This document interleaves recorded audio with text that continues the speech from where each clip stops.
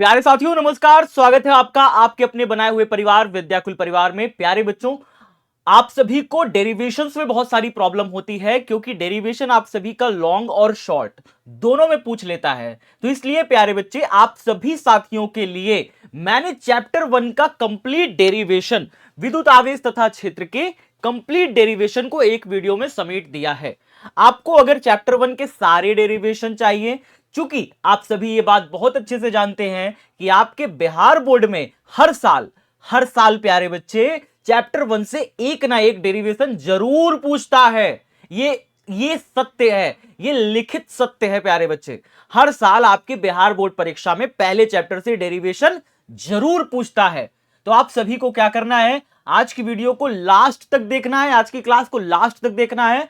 आज की क्लास के बाद आपको चैप्टर 1 के डेरिवेशन में कोई भी प्रॉब्लम नहीं होगी, क्योंकि जितना भी डेरिवेशन चैप्टर 1 का है वो सारा का सारा इसी एक वीडियो में देने वाला हूं आप सभी को। कौन कौन से भी डेरिवेशन है अगर आप तैयार कर लेते हो तो फिर आपको डरने की जरूरत नहीं पड़ेगी। चलिए एक एक करके हम सारे डेरिवेशन को समझते चलते हैं, सीखते चलते हैं और आप सभी रिवाइज करते चलिए सभी साथी। चलिए तो अध्याय 1 विद्युत आवेश तथा क्षेत्र कंप्लीट डेरिवेशन स्टार्ट हो रहा है, जिसमें जो पहला डेरिवेशन है वो है द्विध्रुव के कारण अक्षीय रेखा पर स्थित बिंदु पर विद्युत क्षेत्र की तीव्रता। एक द्विध्रुव है, उसके कारण अक्षीय रेखा पर स्थित बिंदु पर तीव्रता निकालनी है। तो सबसे पहले आप द्विध्रुव बना लो। सबसे पहले क्या बना लो, एक द्विध्रुव बना लेना प्यारे बच्चे। इस तरीके से हमने एक आवेश बना लिया, एक दूसरा आवेश हमने यहां पे बना लिया, दो आवेश हमने ले लिए। देखिए कौन कौन से आवेश, एक आवेश ये हो गया और दूसरा आवेश ये हो गया। मैं दोनों आवेश को कलर कर दे रहा हूं खूब बढ़िया से। ये हमने किया, ये किया, देखो कुछ इस प्रकार से। उसके बाद हम क्या करने वाले हैं, देखिएगा देखिएगा अभी दो आवेश हैं हमारे पास, ठीक है। इस आवेश को हम बोलेंगे माइनस क्यू आवेश और इस आवेश को बोलेंगे प्लस क्यू आवेश, और ये हमारा बन रहा है वैद्युत द्विध्रुव, ठीक है। ये हमारा क्या बन रहा है, वैद्युत द्विध्रुव बनने जा रहा है। दोनों के सेंटर को हमने मिला दिया कुछ इस प्रकार से, तो ये हमारा क्या बन गया, सेंटर केंद्र को मिला दिया। बीच का जो मध्य बिंदु है, बीच का जो मध्य बिंदु है उसे हम बोलते हैं ओ। क्या बोलते हैं, पॉइंट, ओ पॉइंट बोलते हैं। आधी दूरी को हम क्या बोलेंगे, एल बोलेंगे, और इस आधी दूरी को भी हम क्या बोलेंगे, एल बोलेंगे। इस तरीके से हमने क्या बना लिया, एक पूरा वैद्युत द्विध्रुव बना लिया। क्या लिखा है, द्विध्रुव के कारण अक्षीय रेखा। तो सबसे पहले अब हमें समझना पड़ेगा कि ये अक्षीय रेखा क्या होता है ना साथी। हमें समझना की जरूरत ये है कि भाई ये अक्षीय रेखा क्या होता है, what is this axial axial line, ठीक है। ये अक्षीय रेखा क्या है, तो अक्षीय रेखा का मतलब होता है ये वाली रेखा। दिखाता हूं आप सभी को, ये वाली रेखा को अक्षीय रेखा कहा जाता है। ये वाली जो इसके अक्ष से जाती है, इस रेखा को क्या बोलेंगे, इस रेखा को बोलेंगे अक्षीय रेखा, ठीक है। द्विध्रुव के सेंटर से ऐसे चलती चली जाए, ठीक है ना, ठीक है सर। इस रेखा को क्या बोलेंगे, अक्षीय रेखा। तो क्या कह रहा है, द्विध्रुव के कारण अक्षीय रेखा पर स्थित बिंदु, कहीं पर इसके अक्ष पर कोई एक बिंदु स्थित है, ठीक है। द्विध्रुव के कारण कहीं पर कोई एक बिंदु स्थित है, तो मैं यहां पे कोई एक बिंदु बिंदु पी मान लेता हूं। इस बिंदु को क्या मान लेंगे, बिंदु पी मान लेंगे। और यहां पर क्या निकालना है, इस बिंदु पी पर, बिंदु पर वैद्युत क्षेत्र की तीव्रता, इस बिंदु पी पर वैद्युत क्षेत्र की तीव्रता निकालनी है। तो पहले प्लस क्यू आवेश के कारण तीव्रता निकालो, फिर माइनस क्यू आवेश के कारण तीव्रता निकालो, फिर दोनों के कारण कुल तीव्रता बिंदु पी पर आप निकाल लो, ठीक है। बहुत आसान है प्यारे बच्चे। तो पहले हम निकालेंगे कि भैया ये बिंदु पी इसके सेंटर से कितनी दूरी पर है। तो बिंदु पी सेंटर से कितनी दूरी पर है, हम चलो इसको निशान लगा लेते हैं।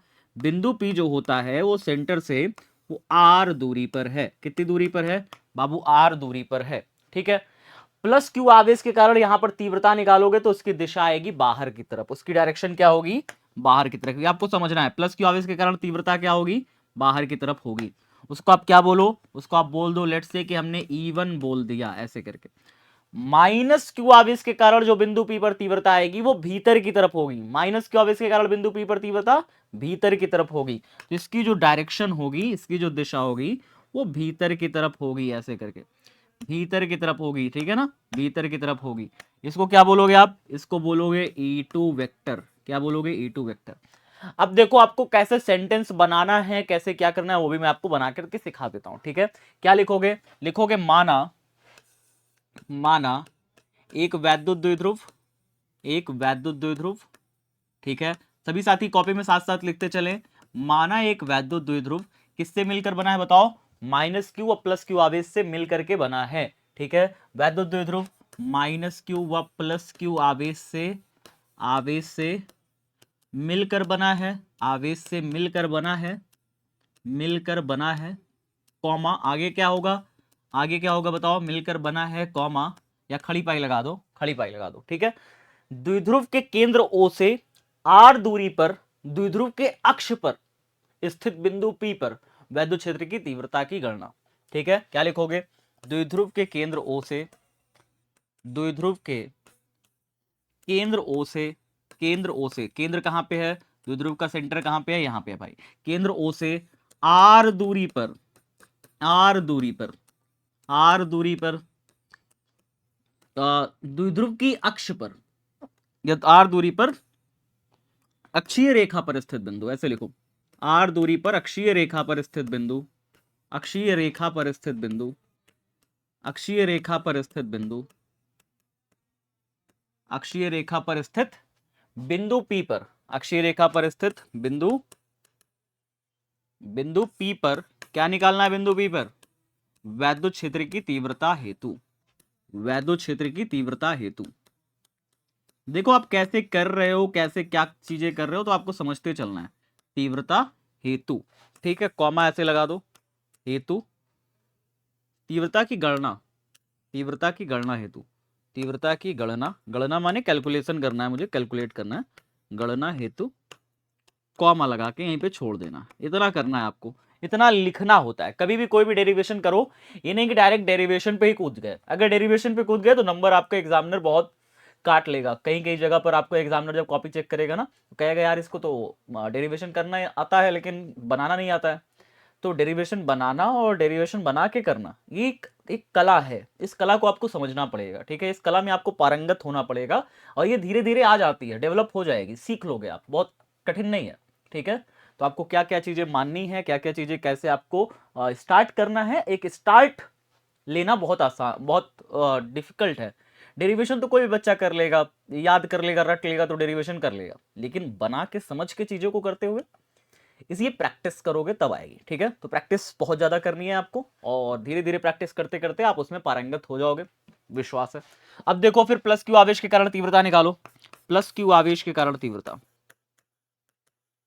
प्लस क्यू आवेश के कारण तीव्रता, प्लस क्यू आवेश के कारण तीव्रता निकालोगे तो फॉर्मूला पता है आप सभी को क्या लगेगा, फॉर्मूला क्या होता है प्लस क्यू आवेश के कारण जब आप तीव्रता निकालोगे बिंदु P पर, तो आपको पता है ना, पूरी दूरी यहां पर r है, आधी दूरी l है, पूरी दूरी r है, इतनी दूरी l है, तो प्लस क्यू आवेश से बिंदु P की जो दूरी है वो कितनी हो जाएगी, प्लस क्यू आवेश से बिंदु P की दूरी हो जाएगी, पूरे r में से l को घटा दो, कितना हो जाएगा, r माइनस l, ये हो जाएगा प्यारे बच्चे, ठीक है। तो प्लस क्यू आवेश से बिंदु P की दूरी कितनी हो जाएगी, r माइनस l। तो प्लस क्यू आवेश के कारण तीव्रता निकालोगे तो क्या निकलेगी, तीव्रता E1 बराबर 1/4 पाई एप्सिलॉन नॉट, और कितना हो जाएगा, और हो जाएगा भैया प्लस क्यू आवेश कारण निकाल रहे हो तो क्यू अपॉन में जो दूरी आई है प्लस क्यू से उस दूरी का स्क्वायर कर दो, दूरी कितनी है r माइनस एल, और इस दूरी का स्क्वायर कर दिया, लो बाबू हो गया। तो प्लस क्यू आवेश के कारण तीव्रता हमारी निकल गई, इसको समीकरण नंबर चाहो तो 1 बना दो, ठीक है। अच्छा अब माइनस क्यू आवेश के कारण बिंदु P पर तीव्रता निकाल लो, बहुत आसान है, लिखो माइनस क्यू आवेश के कारण तीव्रता, माइनस क्यू आवेश के कारण तीव्रता, जब माइनस क्यू आवेश के कारण आप तीव्रता निकालोगे प्यारे साथी, तो तीव्रता का फॉर्मूला क्या लगेगा, तीव्रता का फॉर्मूला लगेगा E2 बराबर 1/4 पाई एप्सिलॉन नॉट, ये तो कॉमन है, सब में लगता है, तो Q अपॉन में माइनस क्यू आवेश के कारण जब बिंदु P पर तीव्रता निकालोगे तो माइनस क्यू आवेश से बिंदु P की दूरी का स्क्वायर करना है। अब अगर यहां से यहां तक की दूरी r है, यहां से यहां तक की दूरी l है, तो माइनस क्यू आवेश से बिंदु P की जो कुल दूरी हो गई वो हो गई r प्लस एल, कितनी हो गई, r प्लस एल, तो हम उस दूरी का स्क्वायर करेंगे, क्या हो जाएगा, r प्लस एल का होल स्क्वायर कर देंगे, ठीक है। इसे समीकरण नंबर चाहो तो 2 बना दो, ठीक है, समीकरण नंबर चाहो तो 2 बना दो, तो हमारे पास 2 तीव्रता आ गई, माइनस क्यू आवेश के कारण भी आ गई, प्लस क्यू आवेश के कारण भी आ गई। तो अब बिंदु P पर मुझे कुल तीव्रता निकालनी है, क्या निकालनी है, कुल तीव्रता। तो हम क्या करेंगे, अतः बिंदु P पर कुल तीव्रता, बिंदु P पर कुल तीव्रता। अब ये कुल तीव्रता कैसे निकलता है सभी साथी बताइए कमेंट बॉक्स में। कुल तीव्रता जब आपको निकालना होता है तो E बराबर आप क्या करते हो, E1 में से E2 को घटा देते हो, ठीक है। ये कैसे करते हो भाई, क्योंकि इधर ये वाली तीव्रता ज्यादा है, परिणामी तीव्रता निकालनी है तो बड़े वाले में से छोटे वाले को घटाना पड़ेगा, E1 में से E2 को घटाना पड़ेगा, ठीक है। ठीक है सर, निकाल घटा दिया। तो ई बराबर कितना आ गया प्यारे बच्चे, E1 मुझे फॉर्मूला पता है 1/4πε0 क्यू अपॉन में आर माइनस क्यू अपॉन में आर माइनस एल का होल स्क्वायर है, फिर माइनस E2 कितना दिया है 1/4πε0 क्यू अपॉन में आर प्लस एल का होल स्क्वायर। ठीक है जी, ये हो गया। अब उसके बाद आपको कॉमन क्या क्या चीजें दिख रही हैं, सभी साथी बताएंगे कॉमन क्या क्या चीजें दिख रही हैं, जल्दी से कमेंट बॉक्स में बताओ भाई, कॉमन क्या क्या दिख रहा है। ठीक है, कॉमन क्या क्या चीजें दिख रही हैं इन दोनों में, अगर आपको कॉमन देखना है तो कॉमन चीज दिख रही है भाई 1/4πε0 क्यू कॉमन दिख रहा है। ठीक है, तो ई बराबर कितना हो जाएगा, ई बराबर 1/4πε0 और क्यू कॉमन आ गया, अंदर क्या बचा, इसके बाद बचा 1/r-l का होल स्क्वायर, 1 में r माइनस एल का होल स्क्वायर, माइनस साइन बीच में है 1 में r प्लस एल का होल स्क्वायर, ये हो गया। ये देखो प्यारे बच्चे, इतना आसान ही तो है, इतना ही तो आसान है। ठीक है, आगे बताओ, ई बराबर कितना हो गया 1/4πε0 और हो गया क्यू। अब मैं यहां पे एलसीएम लेने वाला हूं, और एलसीएम कैसे लूंगा, r minus L plus L का होल स्क्वायर उधर गया, r माइनस एल का होल स्क्वायर इधर गया। ठीक है, r प्लस एल का होल स्क्वायर इधर गया, r माइनस एल का होल स्क्वायर इधर गया। अब देखो क्या हो जाएगा, तो ये तिर्यक गुणा हो गया, तिर्यक गुणा हो गया तो कितना हो गया r प्लस एल का होल स्क्वायर, माइनस साइन बीच में लगाओ, r माइनस एल का होल स्क्वायर इधर कर दिया, r माइनस एल का होल स्क्वायर ऐसे कर दिया, और नीचे क्या हो गया इन दोनों का स्क्वायर, r माइनस एल का whole square, r plus L का होल स्क्वायर, इस तरीके से मैंने स्क्वायर कर दिया। कितना प्यारा, कितना आसान, कितनी इजी चीजें हैं। ठीक है, चलो तो ई बराबर कितना हो गया, ई बराबर 1/4πε0, साथ में क्यों आया, और यहां पे देखो बहुत सी प्यारी सी चीज है, ए का स्क्वायर माइनस बी का स्क्वायर चाहो तो ए प्लस बी ए माइनस बी कर सकते हो, लेकिन यहाँ पे इंटू थोड़ी हो रहा है, यहाँ पे तो ए का स्क्वायर माइनस बी का स्क्वायर टाइप है ना, तो ऐसा नहीं है आपको कि इसको ए इसको भी मानना है, दोनों को अलग अलग ब्रैकेट खोलना पड़ेगा। ए का स्क्वायर मतलब ए प्लस बी का होल स्क्वायर यहाँ बन रहा है, ए माइनस बी का होल स्क्वायर बन रहा है यहाँ पे, जरा देखो टाइप। ठीक है, तो जब इसका खोलोगे तो ब्रैकेट काफी लंबा खुलेगा, जैसे इसका देखो खोलो तो क्या हो जाएगा, आर स्क्वायर ए का स्क्वायर प्लस बी का स्क्वायर प्लस में 2ab ऐसे करके खुलेगा, फिर माइनस साइन बीच में लगाओ, फिर उसके बाद इसका ब्रैकेट खोलो, ए का स्क्वायर प्लस बी का स्क्वायर माइनस में 2ab ऐसे करके खुला। ज़्यादा लंबा बना दिया क्या, छोटा कर दो इसको। ठीक है, चलो अब आगे देखो, यहाँ पे इसका भी स्क्वायर है इसका भी स्क्वायर है, दोनों चीज़ों का स्क्वायर है, तो मैं दोनों का कहूँगा भैया दो r minus L R plus L, अब इन दोनों का होल स्क्वायर कर दो, होल स्क्वायर ऐसे करके। ठीक है, ऐसे करके होल स्क्वायर कर दिया। अब देखो क्या हो गया, ब्रैकेट इसका खोल दो, ब्रैकेट खोलोगे तो कितना हो जाएगा, ई बराबर 1/4πε0 क्यों आया, और साथ में कितना हो गया R square plus L square plus में 2rl हो गया, माइनस ब्रैकेट माइनस साहब अंदर मल्टीप्लाई हो गया, तो माइनस का r square plus minus minus का l square minus minus plus का 2rl ये हो गया। और नीचे हमने क्या किया, नीचे देखिए क्या किया, बहुत प्यारी चीज करेंगे हम नीचे, बहुत प्यारी चीज हम नीचे करने वाले हैं, और नीचे हम क्या करने वाले हैं, a minus B A plus B है, तो इसको गुणा करके देंगे तो क्या हो जाएगा ए स्क्वायर माइनस बी स्क्वायर, और इसका क्या कर देंगे भाई ए minus B A plus B गुणा किया ए स्क्वायर माइनस बी स्क्वायर, और इसका क्या कर दिया होल स्क्वायर कर दिया, इसका क्या कर दिया होल स्क्वायर कर दिया, ए minus B A plus B गुणा किया ए स्क्वायर माइनस बी स्क्वायर। इतना आसान है यार, इतना आसान है देखो। ठीक है, चलो जी, अगर इतना आसान है चीजें हो गई तो अब इसके बाद कुछ कटेगा क्या यहाँ पे, हाँ सर कटेगा, plus R square minus R square plus L square minus L square कट गया, 2rl कितना हो गया, जुड़ जाएगा 2rl जुड़ गया, कितना हो गया 4rl। ठीक है, तो कितना बन गया हमारे पास, देखते जाइए बहुत प्यार से देखो, मगर प्यार से देखो, मगर प्यार से, तो प्यार से देखते चलो सभी साथी क्या हो रहा है यहाँ पे, तो 1/4πε0 क्यों को गुणा कर देंगे 2rl 4rl हो गया जुड़ करके, तो कितना हो गया ई बराबर हो गया 1/4πε0 तो है, क्यों है इनटू में 2rl जुड़ करके 4rl बन गया, और नीचे क्या बना है हमारे पास r square minus L square का whole square, r square minus L square का होल स्क्वायर। ठीक है सर, समझ गए। अब यहाँ पे चाहो तो आप इसको 4rl को आप टुकड़ा में तोड़ भी सकते हो, कैसे टुकड़ा में सर, टुकड़ा में देखते जाइए कैसे तोड़ा जा रहा है, क्यों इनटू में पहले इसको कर लो 12 इनटू में इसको कर लो 2r, ये क्या किए सर 4 को मैंने दो हिस्सों में तोड़ दिया 2 इंटू 2। ठीक है, 4 को मैंने क्या लिख लिया 12 इंटू 2r करके अलग अलग टुकड़े में करके लिख लिया। ठीक है ना, चलो अब आगे देखो यहाँ पे क्या हो जाएगा R square minus L square का होल स्क्वायर, और क्या आपको पता है ये क्या है? हु नोज, कौन जानता है कि ये क्या है? ये किस चीज का फॉर्मूला है? Q इंटू 2L किस चीज का फॉर्मूला है? सर ये तो P यानी कि वैद्युत द्विध्रुव आघूर्ण का सूत्र है। वैद्युत द्विध्रुव आघूर्ण का सूत्र है, P है। ठीक है, तो ये किस चीज का फॉर्मूला है? ये तो P का फॉर्मूला है। तो हम इसकी जगह पे क्या लिख देंगे? P लिख देंगे। तो E बराबर कितना हो जाएगा? 1/4 पाई एप्सिलॉन नॉट, और ये हो गया P इंटू में 2R, और नीचे क्या लगा देंगे? ए स्क्वायर माइनस बी स्क्वायर का होल स्क्वायर, यानी ए स्क्वायर माइनस बी स्क्वायर का होल स्क्वायर। अब यहां पे आपको समझना पड़ेगा, क्या समझना पड़ेगा? चूंकि यहां पे लिखिए, चूंकि R जो है बड़ा है L से, R क्या है? L से बड़ा है, तब तब R स्क्वायर बहुत बड़ा होगा L स्क्वायर से। R स्क्वायर क्या होगा? बहुत बड़ा होगा L स्क्वायर से। अतः अतः अतः क्या करें फिर? ऐसी कंडीशन में क्या करें? ऐसी कंडीशन में L स्क्वायर इतना छोटा हो जाता है बेचारा, हम उसको कहते हैं तुम शून्य हो जाओ, तुम नगण्य हो जाओ। ठीक है, तो L स्क्वायर को नगण्य कर देते हैं, L स्क्वायर को नगण्य मानते हैं। नगण्य यानी एक ऐसी चीज जिसको हम काउंट करने की भी जरूरत नहीं है, जिसको जोड़ने गुणा भाग करने की जरूरत भी नहीं है। ठीक है, जिसको L स्क्वायर को क्या मानते हैं? नगण्य मानते हैं, नगण्य मानते हैं। ठीक है, इसको नगण्य मानते हैं, इसको हम नगण्य मानते हैं L स्क्वायर को। ठीक है ना? ठीक है, तो L स्क्वायर को 0 कर दोगे तो कितना हो जाएगा? E बराबर 1/4 पाई एप्सिलॉन नॉट, और कितना हो गया? देखते जाओ देखते जाओ देखते जाओ। ठीक है, P इंटू में 2R, और बटे में R square minus 0, R square minus 0, L square को आपने 0 कर दिया और इसका होल स्क्वायर कर दिया। R स्क्वायर माइनस 0 कितना हो गया? ये हो गया प्यारे बच्चे R square. R square minus 0 तो R स्क्वायर हो गया, तो P इंटू में 2R बटे में कितना हो गया? R स्क्वायर, और उसका square, R square minus 0 R square आया, और उसका क्या कर दिया आपने? स्क्वायर कर दिया। तो E बराबर कितना आ गया? 1/4 पाई एप्सिलॉन नॉट P इंटू में 2R, और बटे में कितना? R की पावर 4 हो गया, 2 2 जा 4 हो गया। एक R से एक R कट गया, लेकिन 3R अभी भी बचा।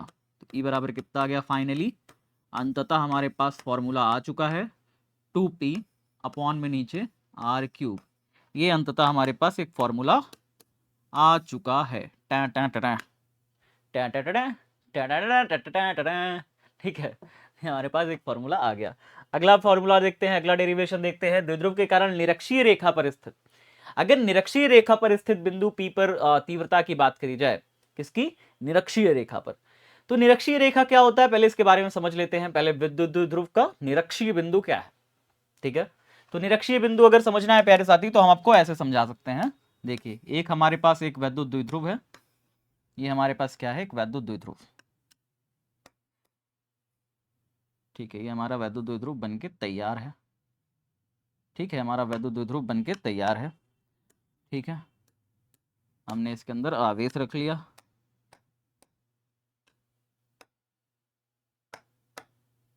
हाँ, ये हमारा वैद्युत द्विध्रुव है। इसका सेंटर पॉइंट कहाँ है भाई? केंद्र बिंदु कहाँ है? केंद्र बिंदु ये है। देखो जल्दी से देखते चलना सभी साथी, बड़े ध्यान से देखना। केंद्र बिंदु ये हो गया, इसका मिड पॉइंट कहाँ है? मिड पॉइंट ये है, बीच में इसका मिड पॉइंट है। ठीक है, O है, आधी दूरी क्या है? आधी दूरी L है प्यारे बच्चे, और आधी दूरी क्या है? L है। इस तरीके से हमने कर ली। माइनस Q आवेश इधर है, और प्लस Q आवेश कहाँ है? प्लस Q आवेश इधर है। ये हमारा क्या बन गया? एक वैद्युत द्विध्रुव बन गया। अब इसका क्या कह रहा है? वैद्युत द्विध्रुव का निरक्षीय रेखा। निरक्षीय रेखा कहां पे है? अक्षीय रेखा से 90 डिग्री बनाती हुई जो रेखा होती है, दैट इज निरक्षीय रेखा। ठीक है, उसे हम क्या कहते हैं? निरक्षीय रेखा कहते हैं। तो अक्षीय रेखा से 90 डिग्री बनाती हुई एक रेखा खींच ली। कैसी? यहां पे ऐसे कोई रेखा खींच ली। ये कैसी है? अक्षीय रेखा पर 90 डिग्री बना रही है? कहोगे हाँ। यहां पर कोई बिंदु P है, वहां पे तीव्रता निकालनी है। बिंदु P कहां है? यहां पे है। ठीक है, यहां पर आपको वैद्युत क्षेत्र की तीव्रता की गणना करनी है। ठीक है, यहां पर कहोगे सर तो बड़ा आसान है फिर तो, अगर यहाँ पे निकालना है तो बड़ा आसान है। कैसे सर? कैसे फिर बड़ा आसान होगा? यहाँ पे निकालेंगे, पहले निकालेंगे प्लस Q आवेश के कारण तीव्रता, फिर माइनस Q आवेश के कारण तीव्रता, फिर कुल तीव्रता निकाल देंगे। इजी तो है? हाँ जी, इजी है। तो क्या करना है प्यारे बच्चे? पहले प्लस Q आवेश के कारण तीव्रता निकालनी है। तो प्लस Q आवेश के कारण तीव्रता कैसे निकलेगा? प्लस Q आवेश के कारण तीव्रता निकलेगा बाहर की तरफ। किधर दिशा होगा? बाहर की तरफ दिशा होगा। प्लस Q आवेश के कारण जो तीव्रता आएगा उसका दिशा किधर होगा? बाहर की तरफ, और उसे क्या बोलोगे? E1 वेक्टर बोलोगे। E1 वेक्टर बोलोगे। ठीक है। और अगर माइनस क्यू आवेश के कारण तीव्रता निकालना है बिंदु पी पर, तो उसका दिशा किधर होगा? माइनस क्यू आवेश के कारण तीव्रता निकालना है तो उसका दिशा तो भीतर की तरफ ना होगा। माइनस क्यू आवेश के कारण तीव्रता निकालना है तो उसका दिशा किधर होगा? भीतर की तरफ होगा। बताओ, प्लस क्यू आवेश के कारण तीव्रता अगर बाहर की तरफ है तो माइनस क्यू आवेश के कारण तीव्रता किधर होगा? भीतर की तरफ होगा। ठीक है, तो माइनस क्यू आवेश के कारण जो तीव्रता का दिशा है उसका दिशा किधर है? ए बाबू, भीतर की तरफ। देखो भीतर की तरफ, इस तरीके से इसको बोलेंगे E2 वेक्टर। क्या बोलेंगे? E2 वेक्टर बोलेंगे।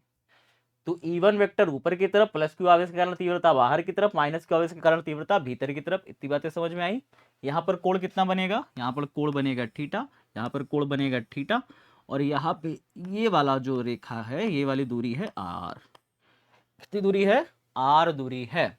इतना सब डायग्राम आपको बनाना है, और इसको लिखना कैसे है वो सीखो। अब लिखना कैसे है वो सीखो। लिखो यहाँ पे, माना कोई वैद्युत द्विध्रुव, माना कोई वैद्युत द्विध्रुव,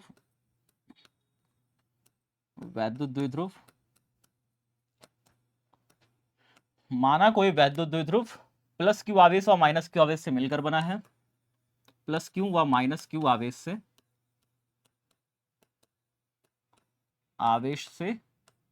आवेश से मिलकर बना है, मिलकर बना है खड़ी पाई। ठीक है ना। द्विध्रुव के केंद्र O से R दूरी पर निरक्षीय रेखा पर स्थित बिंदु P पर। ठीक है, क्या लिखोगे? द्विध्रुव के केंद्र O से, द्विध्रुव के केंद्र O से, केंद्र O से R दूरी पर निरक्षीय रेखा पर स्थित बिंदु P पर, निरक्षीय रेखा पर स्थित, निरक्षीय रेखा पर स्थित, निरक्षीय रेखा पर स्थित बिंदु P पर, बिंदु P पर क्या निकालना है? वैद्युत क्षेत्र की तीव्रता की गणना करनी है। वैद्युत क्षेत्र की तीव्रता की गणना हेतु, तीव्रता की गणना, तीव्रता की गणना हेतु, कॉमा लगा देना, हेतु करके, हेतु करके कॉमा लगा। तो इतना चीज जो है आपको लिखना ही पड़ेगा। कोई भी डेरिवेशन आप करो, आप डायरेक्ट डेरिवेशन नहीं कर सकते। डायरेक्ट डेरिवेशन करोगे नंबर नहीं मिलेगा। सीधी सी बात है प्यारे बच्चे, आपको डेरिवेशन को लिखना है, समझ करके करना है। ठीक है, लिख करके समझ करके ही करना पड़ेगा डेरिवेशन। ठीक है जी, चलो, तो ये हो गया आपका। अब उसके बाद आपको क्या करना है? प्लस क्यू आवेश के कारण बिंदु P पर तीव्रता निकालनी है, माइनस क्यू आवेश के कारण बिंदु P पर तीव्रता निकालनी है। दोनों निकालनी है अलग अलग। ठीक है, तो पहले अलग अलग करके निकालोगे। पहले निकालोगे प्लस क्यू आवेश के कारण तीव्रता, फिर निकालोगे माइनस क्यू आवेश के कारण तीव्रता। ठीक है, तो चलो देखते हैं। पहले निकालेंगे प्लस क्यू आवेश के कारण तीव्रता, प्लस क्यू आवेश के कारण बिंदु P पर तीव्रता।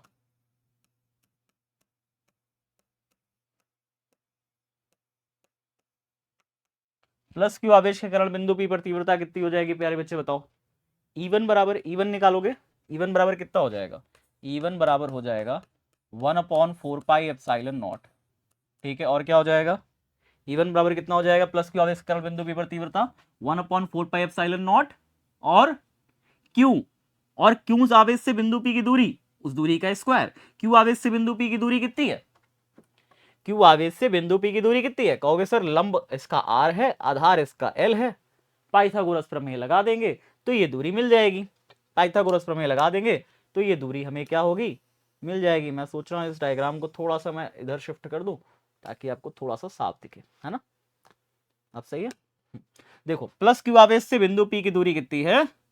लंब ये है, आधार ये है, तो यहाँ पे क्या निकालेंगे? जब दूरी करेंगे तो दूरी हो जाएगी लंब का स्क्वायर प्लस में आधार का स्क्वायर। ये हो गई दूरी बिंदु P की प्लस क्यू आवेश से। ठीक है, इतनी आसानी से आपको निकाल लेना है। तो प्लस क्यू आवेश से बिंदु P की दूरी निकल जाएगी। तो क्या करना है? प्लस क्यू आवेश और जो भी दूरी आई है, दूरी कितनी आई है? रूट में R स्क्वायर प्लस में L स्क्वायर। इसी दूरी का हमें क्या करना है? इसी दूरी का हमें क्या करना है? स्क्वायर कर देना है। हमेशा हम क्या करते हैं? दूरी का स्क्वायर करके तीव्रता निकाल लेते हैं। इतनी सिंपल है। ठीक है, तो अब रूट का स्क्वायर करोगे तो रूट हट जाएगा। 1/4 पाई एप्सिलॉन नॉट कितना हो गया? Q अपॉन में R स्क्वायर प्लस में L स्क्वायर। ये हो गया प्यारे बच्चे। ठीक है, ये समीकरण नंबर 1 बना देना इसे, क्योंकि अभी तो तीव्रता नंबर 1 आई है ना, एक आवेश के कारण तीव्रता आई है। अब दूसरे आवेश के कारण तीव्रता निकालेंगे। दूसरा आवेश कौन सा है? माइनस क्यू आवेश के कारण तीव्रता। ठीक है, तो लिखोगे क्या? माइनस क्यू आवेश के कारण तीव्रता, माइनस क्यू आवेश के कारण बिंदु पी पर तीव्रता, बिंदु पी पर तीव्रता। ठीक है, तो कैसे निकलेगा प्यारे बच्चे? बड़ा आसान है, ये भी आसान है, वो ये भी उतना ही आसान है। ठीक है, तो माइनस क्यू आवेश के कारण बिंदु पी पर तीव्रता निकालोगे तो E2 बराबर निकलेगा। क्या निकलेगा? E2 बराबर क्या हो जाएगा? E2 बराबर 1/4πε0 और कितना हो गया? Q अपॉन में जो दूरी है उस दूरी का स्क्वायर कर देंगे। माइनस क्यू आवेश के कारण बिंदु P की दूरी कितनी है?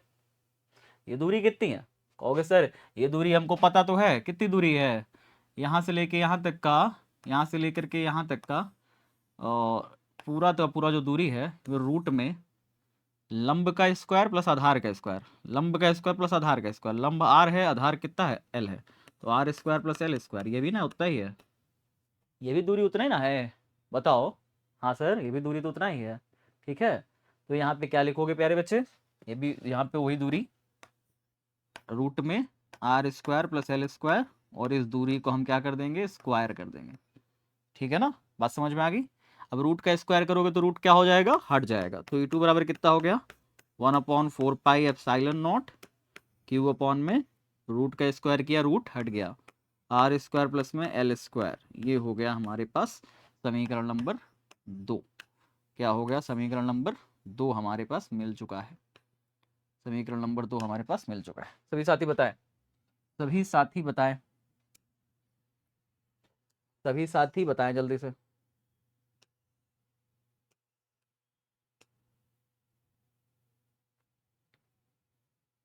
बताओ भाई, समीकरण 1 और समीकरण 2 में कोई दिक्कत? कोई दिक्कत नहीं होनी चाहिए, दोनों को बढ़िया से वन शॉट में आपको पूरे चैप्टर को एक बार डिटेल आउट समझाया जा चुका है। ठीक है, पूरे चैप्टर का वन शॉट मैंने बढ़िया से पढ़ा करके एक एक कंसेप्ट को समझा करके डाल दिया है। आप सभी उसको भी देख सकते हो और बाकी इसको भी देख सकते हो। यहाँ पे आपका सारा डेरिवेशन अलग अलग करा रहा हूँ। ठीक है ना, चलो तो यहाँ पे ये 2 हो गया। आगे बताओ क्या करेंगे फिर? कुल तीव्रता निकाल देंगे, कुल तीव्रता निकाल देंगे ना यहाँ पर। तो हम क्या निकालेंगे? अतः ठीक है, बिंदु P पर कुल तीव्रता, बिंदु P पर कुल तीव्रता। जब आप कुल तीव्रता निकालते हो, कुल तीव्रता जब निकालते हो प्यारे बच्चे, तो कुल तीव्रता निकालने के लिए आपको यहाँ पे सदिशों का वियोजन करना पड़ता है। सदिशों का क्या करना पड़ता है? वियोजन करना पड़ता है। जैसे यहाँ पे आपने एक सदिश E1 देखा, एक सदिश E2 देखा, इसका वियोजन करना पड़ेगा आपको। वियोजन माने इसको 2 हिस्सों में बांटना पड़ेगा। कैसे सर, कैसे बटेगा?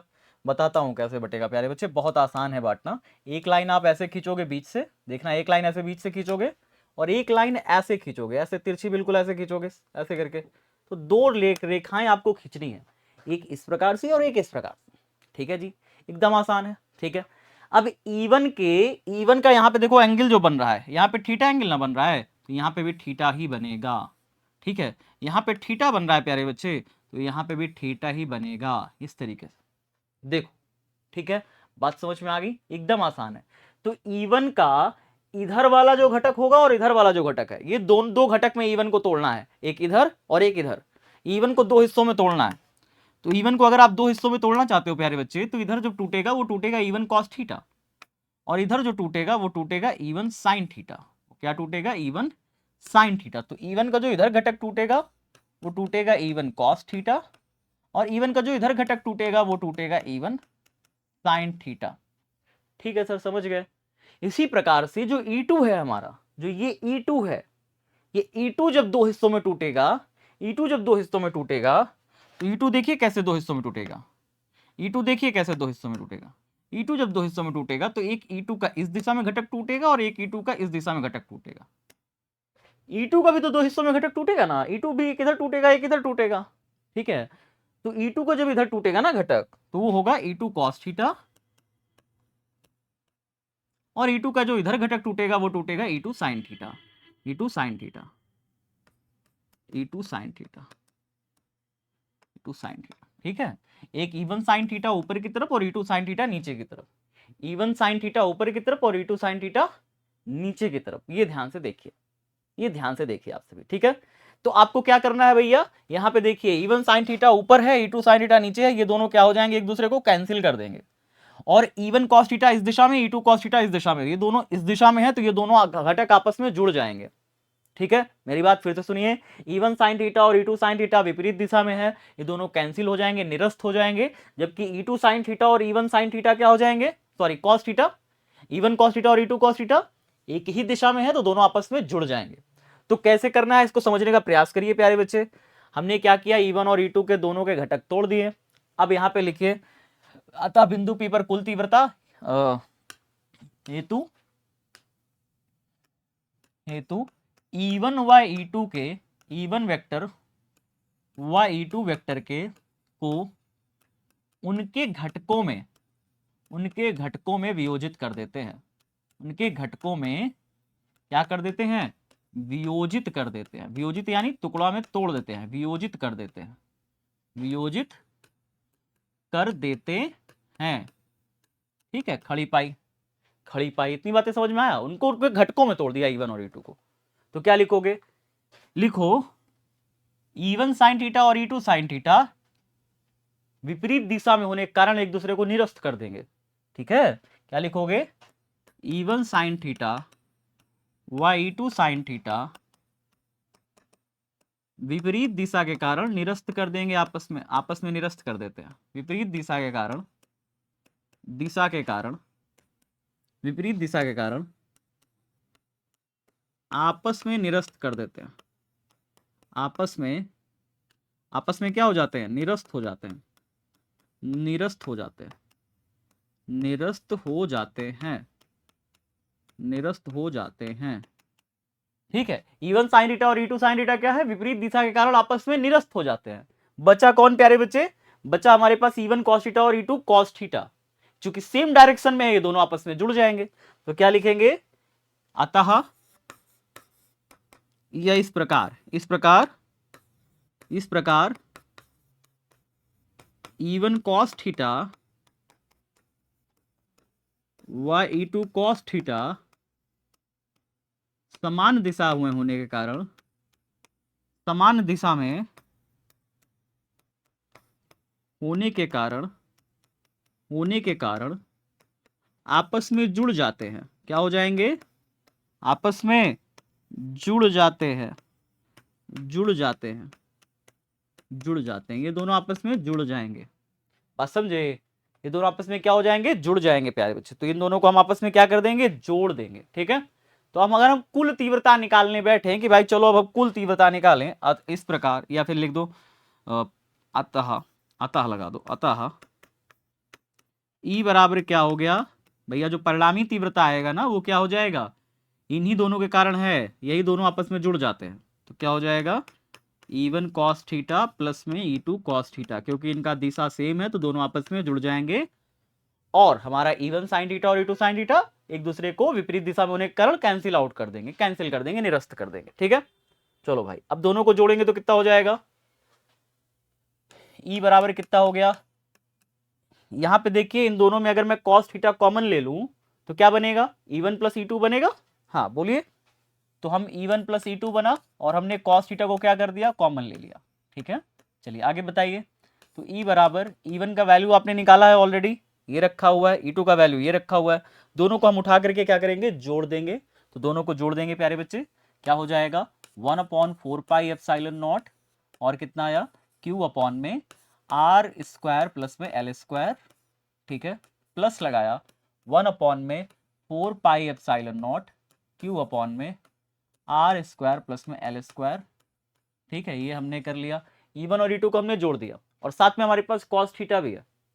अब इस cos थीटा का क्या करें, cos थीटा हम लिखते चले जाएं साथ में ना प्यारे बच्चे, cos थीटा को हमें वैल्यू रखना है, मान रखना है cos थीटा का। तो cos थीटा का मान कैसे रखेंगे, देखिए यहां से cos थीटा का मान निकालिए। cos थीटा बराबर होता है आधार बटे कण। क्या होता है, आधार बटे में कण, आधार को ही मान लो, कण को के मान लिया। ठीक है, आधार बटे कण। तो कोण अगर ये है तो कोण के सामने वाला ये लंब ना हो गया, आधार क्या है, आधार ये L है, तो आधार हो गया प्यारे बच्चे L। और कण क्या आया बताओ, कण क्या आया, कण ये ना आया, ये आया पूरा कण, कण आया R square plus L square. तो हमारे पास आधार आ गया, कण आ गया, माने cos थीटा में वैल्यू मिल गया। cos थीटा का जब वैल्यू मिल गया तो cos थीटा की जगह पे उठा के हम यहाँ पे रख देंगे। तो cos थीटा की जगह रखेंगे तो क्या रखेंगे, L अपॉन में रूट में आर स्क्वायर प्लस में एल स्क्वायर, ये ऐसे करके रख दिया। इतना आसान तो है, ठीक है। अब देखो ये है प्लस ये है, इन दोनों को जोड़ोगे तो 2 हो जाएगा, x प्लस एक्स मिल करके क्या बनेगा, 2x हो जाएगा। तो e बराबर कितना बनेगा, ये भी उतना ही है, ये भी उतना ही है, तो 2 गुना हो जाएगा 2 इंटू 1/4πε0 क्यू अपॉन में R square plus L square, ये किया इंटू में एल अपॉन में रूट में R square plus L square, ये कर दिया। देखो इतनी बात समझ में आया, बहुत आसान है प्यारे बच्चे। 2 इंटू 1/4πε0 क्यू अपॉन में दिस, एल अपॉन में दिस, इजी है। चलो अब यहां पे क्या करोगे, ई बराबर, इसको तो मैं पूरा का पूरा वैसा ही रखूंगा, 1/4πε0, क्यू को क्यों ही रखा, 2 को मैंने गुणा कर दिया इंटू में 2l, और नीचे देखिए क्या करेंगे, नीचे बहुत ध्यान से देखिएगा, इसका पावर 1 है और इसका पावर क्या, दोनों है सेम चीज। देखो मैं ऐसे लिख रहा हूं, r square plus L square, इसका पावर अभी कितना है 1 है, इंटू में ये भी r square plus L square ही है, r square plus L square ही है, लेकिन इसका पावर अलग है, इसका पावर रूट है। रूट माने पावर कितना होता है 1/2, रूट माने क्या होता है पावर 1/2 होना, रूट माने क्या होता है पावर 1/2 होना। ठीक है सर, समझ गए। अब ये q इंटू 2l क्या बनेगा सर, q इंटू 2l तो p होता है, हमने पढ़ा है वैद्युत द्विध्रुव आघूर्ण होता है, इसकी जगह पे हमने कर दिया p, और बटे में नीचे क्या आ गया, इसका पावर 1, इसका पावर 1/2, तो कितना हो गया प्यारे बच्चे, R square plus L square का पावर 1 प्लस 1/2, 1 प्लस 1/2, और 1 प्लस 1/2 कितना होता है 3/2, 1 प्लस 1/2 कितना होता है प्यारे बच्चे 3/2, तो यहाँ पे हम क्या लिख देंगे 3/2 लिख देंगे, तो 1 प्लस 1/2 इज 3/2, तो ई बराबर कितना हो जाएगा, ई बराबर 1/4πε0। ठीक है, आगे क्या हो जाएगा बताओ, बताओ जल्दी से, p अपॉन में R square plus L square का पावर 1 प्लस 1/2 जो कि हो जाएगा 3/2, तो हो जाएगा R square plus L square की पावर 3/2। अब ये 3/2 पावर आ गई, अब फिर यहीं पे एक चीज लिखेंगे, ठीक है, चूंकि आर जो है ना वो बड़ा है एल से, तब आर स्क्वायर बहुत बड़ा हो जाएगा एल स्क्वायर से, अतः एल स्क्वायर को क्या कर देते हैं, एल स्क्वायर को नगण्य मानते हैं, नगण्य मानते हैं। ठीक है, तो नगण्य मानते हैं, इसको नगण्य मान लेंगे प्यारे बच्चे, एल स्क्वायर को नगण्य कर देंगे तो ये हो जाएंगे 0 भाई साहब, तो एल स्क्वायर क्या हो जाएगा 0 हो गया, एल स्क्वायर 0 हो गया, तो ई बराबर कितना आ गया 1/4πε0 p अपॉन में एल स्क्वायर को 0 कर दिया, तो आर स्क्वायर का पावर कितना हो गया, आर स्क्वायर का पावर हो गया 3/2, 2 से 2 कट गया, तो ई बराबर कितना आया, ई बराबर कितना आया प्यारे बच्चे 1/4πε0 p अपॉन में आर का पावर कितना लगा है 3, आर क्यूब आ गया, आर क्यूब आ गया प्यारे बच्चे। और सदिश रूप में लिखेंगे तो ई और पी नेगेटिव है, ई के विपरीत दिशा में है पी, सदिश रूप में ये हम लोग लिखते हैं। ठीक है,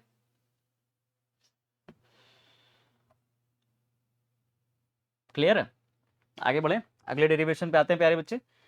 एक समान विद्युत क्षेत्र में स्थित विद्युत द्विध्रुव पर बल तथा बलाघूर्ण, इसको समझते हैं, बहुत ही प्यारा सा डेरिवेशन है। एक समान विद्युत क्षेत्र में स्थित विद्युत द्विध्रुव पर बल, तो पहले ये समझते हैं कि ये क्या है, पहले हेडिंग में ये समझते हैं कि आखिरकार ये क्या है, एक समान विद्युत क्षेत्र क्या होता है, पहले इसको समझते हैं, व्हाट इज दिस। एक समान विद्युत क्षेत्र का मतलब होता है कि समांतर बल रेखाएं होती हैं, कहीं पर अगर समांतर बल रेखाएं दिख जाएं तो आप उसे कहोगे भैया यहाँ पर विद्युत क्षेत्र कैसा है, एक समान है। जैसे मैं यहाँ पर ऐसे कुछ रेखाएं खींच रहा हूं, बहुत ध्यान से देखना सभी साथी, ठीक है, ऐसे करके मैं रेखाएं खींच रहा हूं,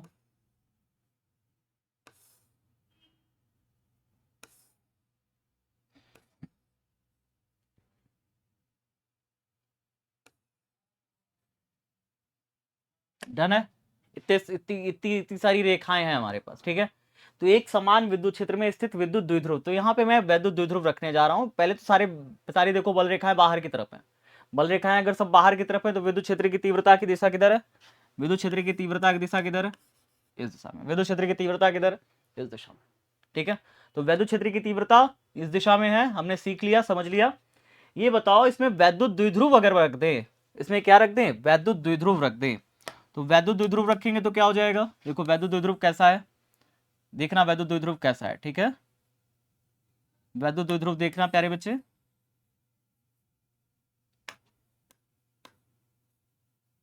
ठीक है, इसमें देखना वैद्युत द्विध्रुव,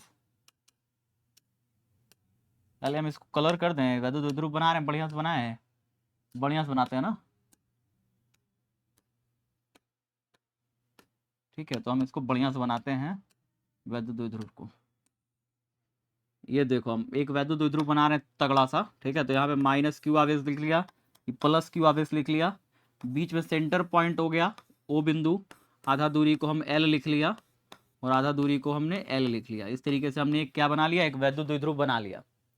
अब इस वैद्युत द्विध्रुव को उठा करके, ये वैद्युत द्विध्रुव कहाँ स्थित है, प्रश्न में क्या कह रहा है, एक समान विद्युत क्षेत्र में स्थित वैद्युत द्विध्रुव, तो ये हमारा जो वैद्युत द्विध्रुव है ये एक समान विद्युत क्षेत्र में स्थित है, बात समझे, वैद्युत द्विध्रुव कहां स्थित है, एक समान विद्युत क्षेत्र में स्थित है, तो हम इसको कहां स्थित कर देंगे, एक समान विद्युत क्षेत्र में रख देंगे ले जाके, हम इसको गए ले जाके हमने एक समान विद्युत क्षेत्र में ले जाके रख दिया, ऐसे करके हमने रख दिया।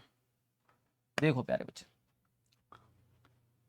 जब हम कभी भी ऐसे एक समान विद्युत क्षेत्र में विद्युत द्विध्रुव को रखेंगे तो सिर्फ ले जाके ऐसे रख नहीं देंगे, हम उसको किसी कोण पर रखेंगे, क्या रखेंगे, किसी कोण पर, और ये कोण कितना बनेगा, ये कोण थीटा कोण बनेगा, कितना कोण बनेगा, थीटा कोण बनेगा। सर दो जगह थीटा कोण बनाएंगे, यहां भी ना प्यारे बच्चे, एक जगह बना दोगे काम हो जाएगा, ठीक है, समझाने के लिए मैं बना रहा हूं दो जगह, वास्तव में कोण यहां बनता है लेकिन जितना कोण यहां बनेगा उतना यहां भी बनेगा, वास्तव में तो कोण यहां बनता है लेकिन जितना यहां कोण बनेगा उतना ही यहां भी बनेगा, क्योंकि ये क्या है, इसको कहते हैं, इसको क्या कहते हैं, संगत कोण कहते हैं, करस्पॉन्डिंग एंगल कहते हैं, ठीक है, संगत कोण है तो ये वाला कोण आपस में बराबर ही रहते हैं हमेशा, ठीक है ना। चलो सर समझ गए, ये भी समझ गए, आगे बता दो, आगे बताएं, तो आगे बड़ा आसान है, क्या आसान है सर, पहले लिख लेते हैं इसको, लिखो पहले, माना कोई वैद्युत द्विध्रुव, माना कोई वैद्युत द्विध्रुव, वैद्युत द्विध्रुव एक समान विद्युत क्षेत्र में, एक समान विद्युत क्षेत्र में, एक समान विद्युत क्षेत्र में, माना कोई वैद्युत द्विध्रुव एक समान विद्युत क्षेत्र में थीटा कोण पर स्थित है, थीटा कोण पर स्थित है, स्थित है, खड़ी पाई, द्विध्रुव पर अब जो बल लगेगा, प्लस क्यू आवेश पर कौन सा बल लगेगा, माइनस क्यू आवेश पर बल किधर लगेगा, दोनों को बड़े ध्यान से समझना। ये जो हमारी बल रेखाएं देख रहे हो आप, ये एक समान वैद्युत क्षेत्र को प्रदर्शित कर रही हैं, ये जो हमारी बल रेखाएं हैं ये क्या दर्शा रही हैं, एक समान वैद्युत क्षेत्र को दर्शा रही है, एक समान विद्युत क्षेत्र को दर्शा रही हैं, समझना मेरी बात को, ये बल रेखाएं क्या दर्शा रही हैं, एक समान विद्युत क्षेत्र को दर्शा रही हैं। अब यहां पर हमारा वैद्युत द्विध्रुव स्थित है, तो प्लस क्यू आवेश पर बल किधर लगेगा, प्लस क्यू आवेश पर बल किधर लगेगा, कौन साथी बताएगा, प्लस क्यू आवेश पर बल लगेगा बाहर की तरफ, कभी भी अगर कोई भी प्लस क्यू आवेश क्षेत्र में रखा रहेगा, कभी भी प्लस क्यू आवेश अगर वैद्युत क्षेत्र में रखा रहता है, मेरी बात को नोट करके ध्यान से सुन लेना, कभी भी प्लस क्यू आवेश अगर वैद्युत क्षेत्र में रखा है तो क्षेत्र की दिशा में बल लगता है उसके ऊपर, क्षेत्र की दिशा में बल लगेगा, इसके ऊपर क्षेत्र की दिशा में बल लगेगा, और भी कितना बल लगेगा, F बराबर फोर्स बराबर बल बराबर Q इंटू ई, Q इंटू ई बल लगेगा, इस पर Q इंटू ई क्षेत्र की दिशा में बल लगेगा, और जो नेगेटिव चार्ज होता है, ऋण आवेश होता है, उस पर, ऋण आवेश पर क्षेत्र के विपरीत दिशा में, ऋण आवेश पर किधर बल लगेगा, क्षेत्र के विपरीत दिशा में, कितना बल लगेगा, उतना ही फोर्स लगेगा जितना उसके ऊपर लगेगा, सेम अमाउंट में फोर्स लगेगा लेकिन विपरीत दिशा में लगेगा, ठीक है। तो क्या लिखोगे, माना कोई वैद्युत द्विध्रुव एक समान विद्युत क्षेत्र में थीटा कोण पर स्थित है, ठीक है ना, इसमें प्लस क्यू व माइनस क्यू आवेश पर, माइनस क्यू आवेश पर समान परिमाण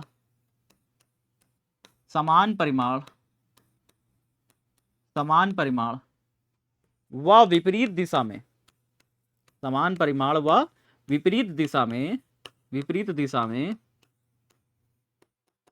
F बराबर क्यू ई बल लगता है, ये हो गया। इसमें समान परिमाण और विपरीत दिशा में बल लगता है, F बराबर क्यू इंटू ई। अब ऐसी कंडीशन में क्या करते हैं प्यारे बच्चे, ऐसी कंडीशन में क्या करते हैं, ऐसी स्थिति में हम बल आघूर्ण जब निकालेंगे, बल आघूर्ण, तो वो कैसे निकालेंगे, अतः द्विध्रुव पर कार्यरत बल आघूर्ण, देखिए द्विध्रुव पर कार्यरत बल आघूर्ण, द्विध्रुव पर कार्यरत बल आघूर्ण, इसका एक फॉर्मूला है, उसी फॉर्मूले से हम लोग निकालते हैं बल आघूर्ण। ठीक है, इसका एक फॉर्मूला है, द्विध्रुव का बल आघूर्ण का क्या है, एक फॉर्मूला है। फॉर्मूला क्या कहता है, फॉर्मूला कहता है कि अगर आपको बल आघूर्ण निकालना है तो आपको बल गुणे बलों के बीच की लंबवत दूरी पता होनी चाहिए। क्या पता होना चाहिए, बल गुणे बलों के बीच की लंबवत दूरी पता होनी चाहिए। यहाँ पे ये चमक ज्यादा क्यों आ रही है, अच्छा टेबल की चमक है, यहाँ पे एक टेबल रखा है उसी का चमक है, मैं कहूँ यहाँ पे चमक एक्स्ट्रा क्यों आ रहा है इस इलाके में। हाँ ये बात इस टेबल को हटा देते हैं, नहीं तो ये चमक एक्स्ट्रा लेता रहेगा, है ना। लग रहा है जैसे पता नहीं क्या वाइट वाइट रखा हुआ है यहाँ पे। ठीक है, तो इस टेबल को हम हटा ही देते हैं, कोई मतलब है नहीं, बीच में रखी है, गर्दन वाइट दिखा रहा है। रुक जाओ, साइड कर दिया, अब सही है, अब सही लग रहा है। मैं कह रहा हूँ एक्स्ट्रा चमक, अभी भी साइड में टेबल रखी है तो दिख रहा है वाइट, इसको पूरा ही बदल कर देते हैं। अब सही है, अब सही है प्यारे बच्चों, अब नहीं दिख रहा ना, अब ठीक है। तो क्या करेंगे, बल आघूर्ण निकालना है, तो बल आघूर्ण का फॉर्मूला क्या हो जाएगा, बल आघूर्ण का फॉर्मूला टाउ बराबर होता है बल गुणे बलों के बीच लंब दूरी, बलों के बीच, बल गुणे बलों के बीच लंब दूरी, लंब दूरी, बल गुणे बलों के बीच लंब दूरी। ठीक है, तो भैया यहाँ पे फॉर्मूला हम लगा देंगे, बल गुणे बलों के बीच की लंब दूरी। ठीक है, बात समझ में आ गया, आसान ना है। ठीक है, तो पहले बल लगाओ, टाउ अगर बल आघूर्ण निकाल रहे हो तो पहले बल लिखोगे, फिर बलों के बीच की लंब दूरी रख दोगे, सिंपल है। ठीक है, तो हम क्या करेंगे, अतः टाउ बराबर कितना हो जाएगा, बल कितना लगाओगे बताओ, बल कितना लग रहा है, कहोगे सर बल तो क्यू इंटू ई लग रहा है, तो बल तो हम सिंपल लिख देंगे क्यू इंटू ई, बल लिख दिया हमने क्यू इंटू ई, इंटू में बलों के बीच की लंब दूरी कैसे लगाओगे, एक बल इधर लग रहा है, एक बल इधर लग रहा है, इनके बीच की लंब दूरी हम कैसे निकालेंगे, इनके बीच लंब दूरी हम कैसे निकालेंगे, कहोगे सर बड़ा आसान है।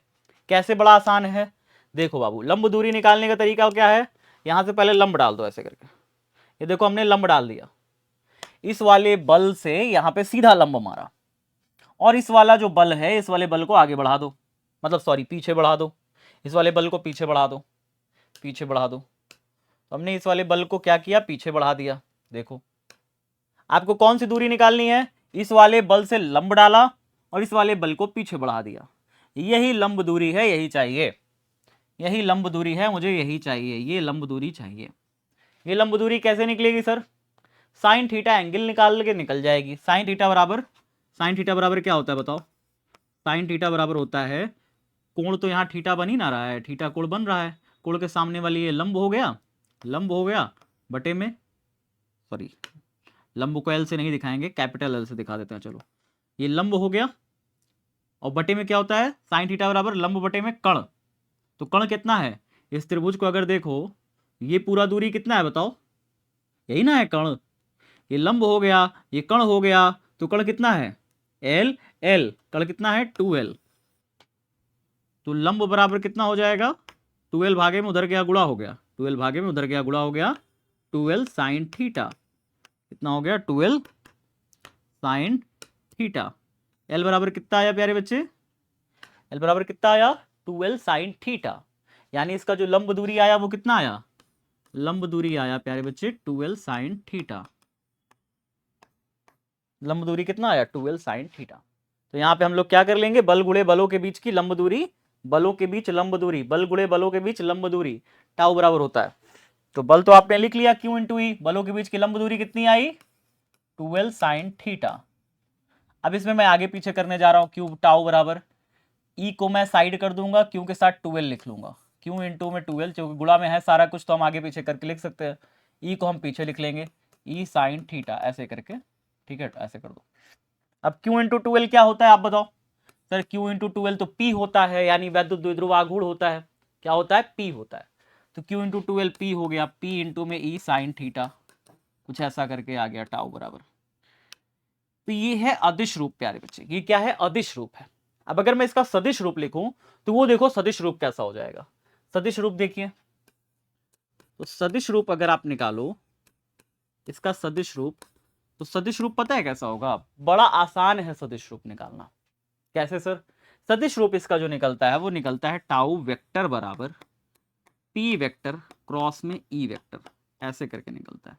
पी वेक्टर क्रॉस में ई वेक्टर ऐसे करके निकलता है। बात समझे? पी वेक्टर क्रॉस में ई वेक्टर ऐसे करके निकलता है। ठीक है सर, आगे बताइए। तो ये हो गया सदिश रूप, इसी को खोलोगे तो साइन थीटा बन जाएगा। अब यहां पे जो टाउ का दिशा है वो पी और ई दोनों के लंबवत है, ये भी आप चाहो तो लिख लो।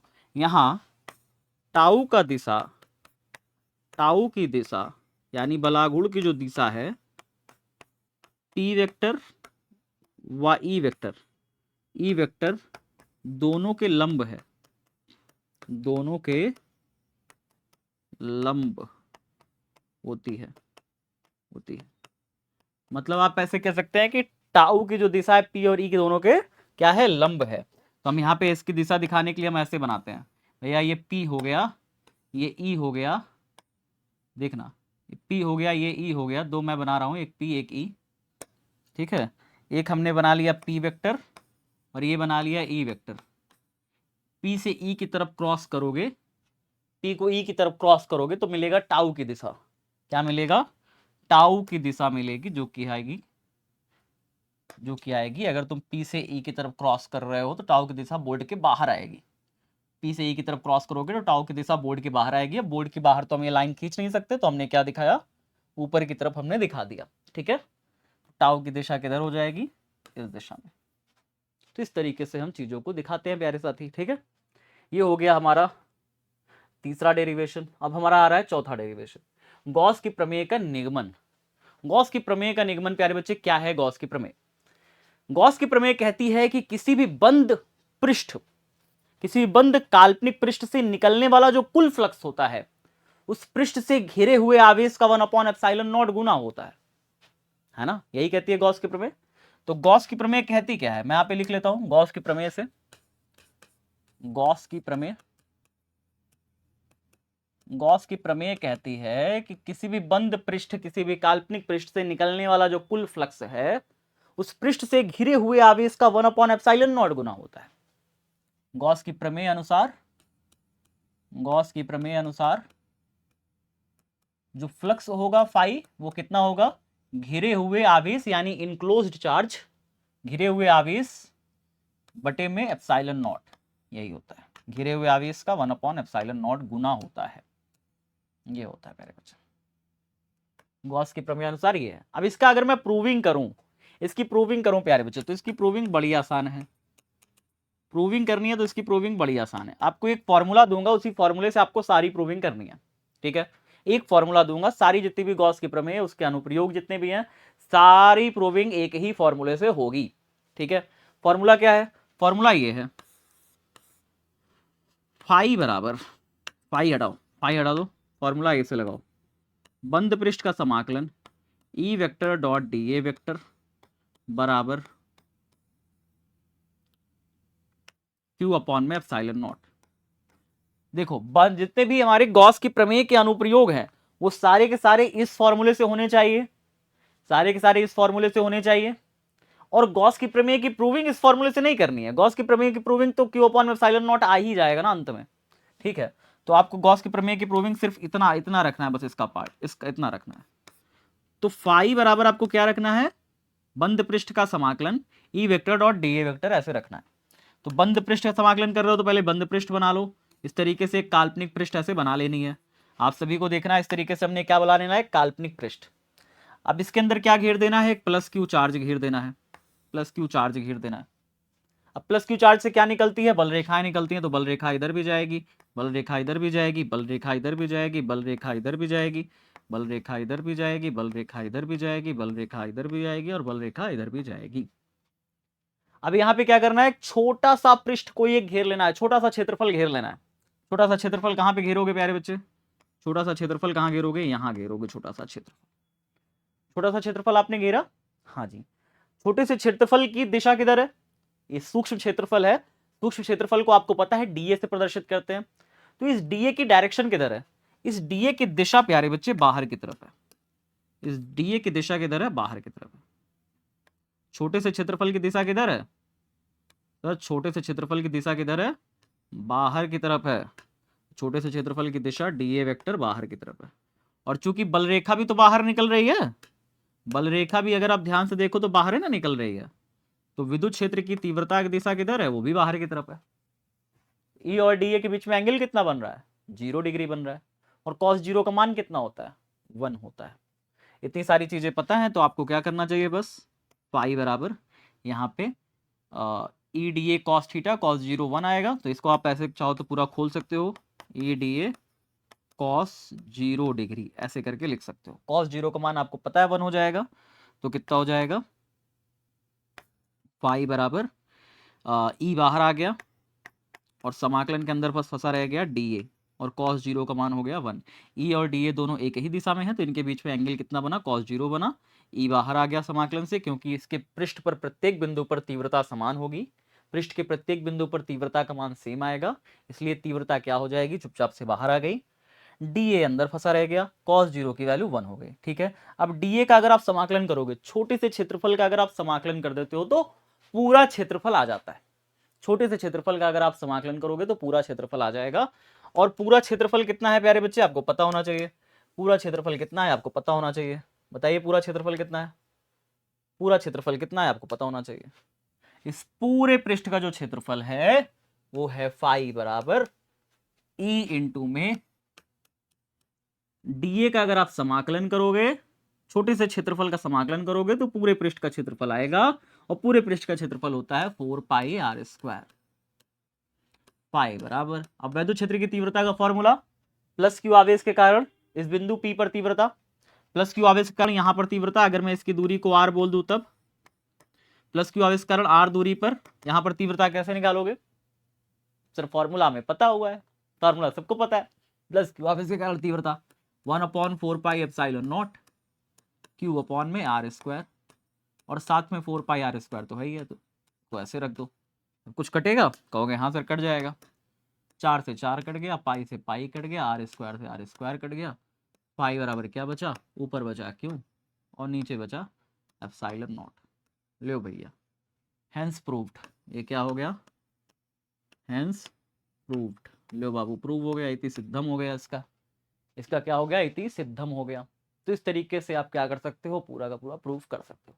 ठीक है जी, चलो आगे देखते हैं।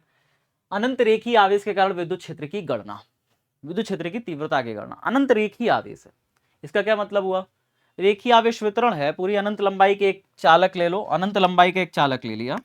अनंत लंबाई का चालक कैसे बनाते हैं, इस तरीके से एक लाइन खींचते हैं प्यारे बच्चे, और लाइन को ऊपर भी ऐसे खींच देते हैं डॉट डॉट, नीचे भी ऐसे डॉट डॉट, ऐसे करके हम ऊपर नीचे दोनों साइड से डॉट डॉट लगा देते हैं। इसका मतलब क्या हुआ, इसकी लंबाई अनंत है, इसकी लंबाई क्या है, अनंत है, नीचे भी जा रही है अनंत, ऊपर भी जा रही है अनंत।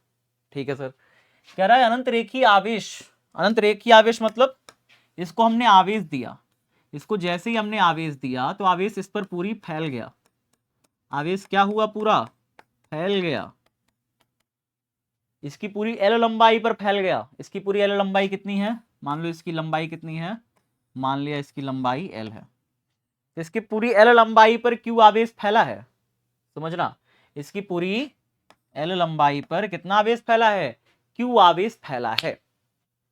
ठीक है सर, अब बताइए, मुझे इससे ना आर दूरी पर तीव्रता निकालनी है इसके पास, तो इसके पास आर दूरी पर बिंदु पी पर यहां पर मुझे क्या चाहिए, वैद्युत क्षेत्र की तीव्रता चाहिए इस बिंदु पी पर। जब कभी ऐसा होता है कि किसी तार के निकट, किसी तार के पास में कोई बिंदु पी पर वैद्युत क्षेत्र की तीव्रता चाहिए, तो हम इस तार के चारों तरफ क्या लगा देंगे, घेरा लगा देंगे। इस तार के चारों तरफ क्या लगा देंगे, एक घेरा लगा देंगे कि भैया इस तार ने जितने आवेश को घेर रखा है चलो घेर देते हैं पूरा। क्योंकि गॉस की थ्योरम क्या कहती है, गॉस की थ्योरम कहती है कि जो निकलने वाला फ्लक्स होगा वो घिरे गए आवेश का 1/ε0 गुना होगा। तो इसमें भी गॉस की प्रमेय ही लगाएंगे। गॉस की प्रमेय क्या कहती है कि घेरे गए आवेश का 1/ε0 गुना। तो चलो देखते हैं कि इसको कितना घेरा गया, मतलब इसको घेर के देखते हैं चारों तरफ से। तो इसको घेर के देखते हैं कि कितना आवेश घिरा है, कितना फ्लक्स निकलेगा, घेर के देखते हैं। तो हमने यहाँ पे घेरने की कोशिश करी, ठीक है, हमने यहाँ पे क्या करने की कोशिश करी, घेरने की कोशिश करी है, ठीक है। तो हमने यहाँ पे घेरने की कोशिश कर दी, हमने यहाँ पे इस तरीके से घेरने की कोशिश कर दी, ठीक है जी। इसको अब इसका कोई काम है नहीं, देख तो ध्यान से समझना। इस तरीके से हमने क्या किया, ऊपर नीचे हम एक पूरा चारों तरफ से इसको घेर रहे हैं, इस तार को पूरा चारों तरफ से घेर रहे हैं, ठीक है। तार को हम क्या कर रहे हैं, चारों तरफ से घेर दिए, तार को हमने चारों तरफ से क्या कर दिया, घेरा मार दिया, क्लियर है। और बिंदु पी कहां पे स्थित है, इसके सरफेस पे स्थित है, इसके पृष्ठ पर स्थित है। तो हम चाहें तो कुछ लिख भी सकते हैं, क्या लिखोगे, लिखो लिखो जरा, माना माना अनंत रेखीय आवेश, रेखीय आवेश, ठीक है, माना अनंत रेखीय आवेश को, माना अनंत रेखीय आवेश से, या ऐसे लिखो, माना में हटा दो, माना शब्द हटा दो, लिखो बस ऐसे, अनंत रेखीय आवेश से r दूरी पर, r दूरी पर बिंदु P पर, बिंदु P पर, बिंदु P पर वैद्युत क्षेत्र की तीव्रता हेतु, वैद्युत क्षेत्र की तीव्रता हेतु, की तीव्रता हेतु, तीव्रता हेतु हमने क्या किया, तीव्रता निकालने के लिए हमने क्या किया, r त्रिज्या का एक बेलनाकार पृष्ठ, बंद बेलनाकार पृष्ठ खींचा, r त्रिज्या का एक बंद बेलनाकार पृष्ठ लिया और इसके केंद्र पर वो अनंत रेखीय आवेश है, ठीक है, जिसके केंद्र पर अनंत रेखीय आवेश स्थित है। क्या लिखोगे, अनंत रेखीय आवेश से r दूरी पर बिंदु P पर वैद्युत क्षेत्र की तीव्रता हेतु एक बंद, एक r त्रिज्या का, एक r त्रिज्या के, एक r त्रिज्या के बंद बेलनाकार पृष्ठ की कल्पना की, के बंद बेलनाकार पृष्ठ की, बेलनाकार पृष्ठ की क्या करी, कल्पना की, क्या करी, कल्पना की, एक बंद बेलनाकार पृष्ठ की कल्पना की, ठीक है। खड़ी पाई इस बेलनाकार पृष्ठ के या बेलन के अक्ष पर अनंत रेखीय आवेश स्थित है। तो क्या लिखोगे, बेलन के अक्ष पर अनंत रेखीय आवेश स्थित है, अनंत रेखीय आवेश स्थित है, रेखीय आवेश, अनंत रेखीय आवेश, यहां पे लिख लो लैम्डा, हम इसका जो रेखीय घनत्व है, रेखीय आवेश घनत्व वो लैम्डा है, ठीक है। तो हम यहाँ पे अनंत रेखीय आवेश लैम्डा स्थित है, स्थित है, खड़ी पाई। अतः अब गॉस के प्रमेय का मैंने आपको फॉर्मूला क्या बताया था, याद है फॉर्मूला, मैंने भी बताया था ना, जितने भी अनुप्रयोग होंगे गॉस की प्रमेय के, ये गॉस के प्रमेय का पहला अनुप्रयोग है। तो सारे के सारे किस फॉर्मूले से लगेंगे, सारे के सारे बंद पृष्ठ का समाकलन E vector dot D A vector बराबर क्यू अपॉन में एप्सिलॉन नॉट, सब में यही फॉर्मूला लगाना है आपको, सब में यही फॉर्मूला लगाना है आपको, ठीक है। ये फॉर्मूला याद कर लीजिए, जितने भी आगे डेरिवेशन है सब में यही फॉर्मूला लगना है, ठीक है। तो E vector dot D A vector बराबर क्यू अपॉन एप्सिलॉन नॉट। तो यहाँ पर हम क्या करने वाले हैं, यहाँ पर एक बंद पृष्ठ हम लेने वाले हैं, ध्यान से समझिएगा।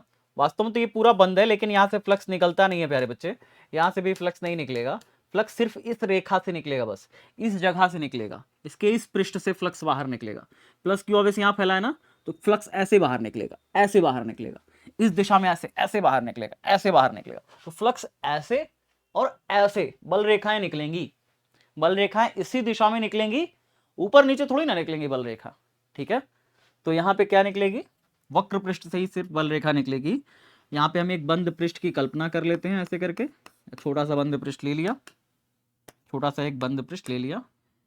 इस पे जो क्षेत्रफल की दिशा है वो तो बाहर हो जाएगी, क्षेत्रफल जो डीए की दिशा है वो बाहर हो गई, और चूंकि प्लस क्यू आवेश इस पे फैला हुआ है तो इसके कारण जो तीव्रता होगी वो भी बाहर की तरफ है। प्लस क्यू आवेश के कारण जो तीव्रता है वो भी क्या है, तीव्रता की दिशा भी बाहर की तरफ है, तीव्रता की दिशा भी क्या है, बाहर की तरफ है, तीव्रता की दिशा भी बाहर की तरफ और क्षेत्रफल की दिशा भी बाहर की तरफ।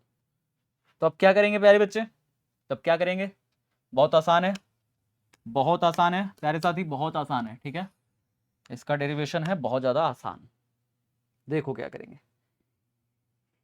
ई डी ए, ई और डी ए दोनों एक ही दिशा में, तो कॉस जीरो हो जाएगा, तो यहां पे कॉस जीरो हो गया।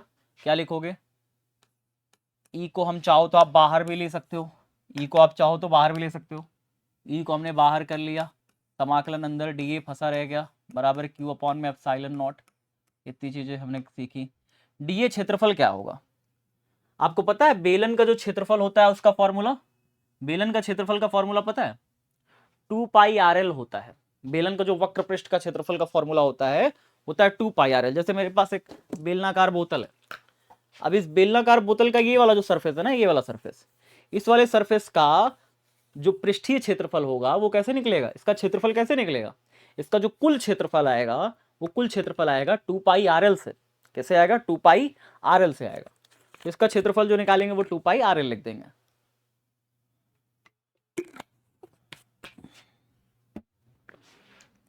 इसके क्षेत्रफल को हम क्या लिख देंगे यहाँ पे, ई इंटू में 2πrl बराबर क्यू अपॉन में एप्सिलॉन नॉट। क्यू की जगह तुम चाहो तो और कुछ भी लिख सकते हो। लैम्डा बराबर क्या होता है, याद करो, लैम्डा बराबर क्या होता है, आप सभी साथी बताएंगे।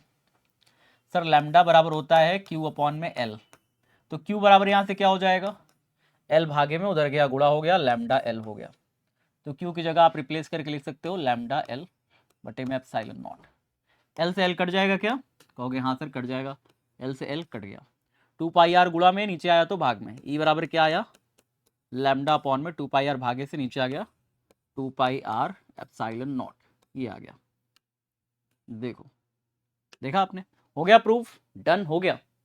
तो ये हमें निकालना होता है प्यारे बच्चे। इसी तरीके से हम क्या करेंगे, अगला डेरिवेशन भी देखेंगे। तो अगला डेरिवेशन अब देखेंगे, चलो अगला डेरिवेशन देख लेते हैं। आवेशित आचालक परत के निकट विद्युत क्षेत्र की तीव्रता, प्यारा डेरिवेशन है, ये भी बहुत आसान है, ये भी बहुत ज्यादा आसान है। आचालक परत है, तो आचालक परत कैसे बनाओगे, आचालक परत प्यारे बच्चे एक पेज है, पेज जानते हैं, जैसे मान लो कागज का आचालक माने कागज का एक, ऐसे कागज की एक परत है, समझना, तो मान लो कागज की एक परत है, समझना प्यारे बच्चे, कागज की क्या है, एक परत, हमने इस तरीके से कागज की एक परत ले ली।